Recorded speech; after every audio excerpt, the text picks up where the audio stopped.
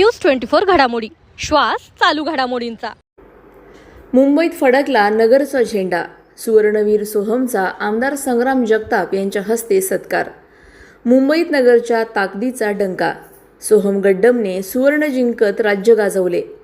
मुंबईतील वडाळा येथे पार पडलेल्या 51व्या सिनियर, सब ज्युनियर आणि ज्युनियर पॉवर लिफ्टिंग अजिंक्यपद स्पर्धेत अहिल्यानगरच्या सोहम कैलास गड्डम याने जबरदस्त कामगिरी करत 93 किलो वजनी गटात सुवर्ण पदकावर कब्जा केला। राज्यभरातील बलाढ्य स्पर्धकांना मागे टाकत सोहमने आपली ताकद सिद्ध केली आणि अहिल्यानगरचा झेंडा मुंबईत दिमाखात फडकवला।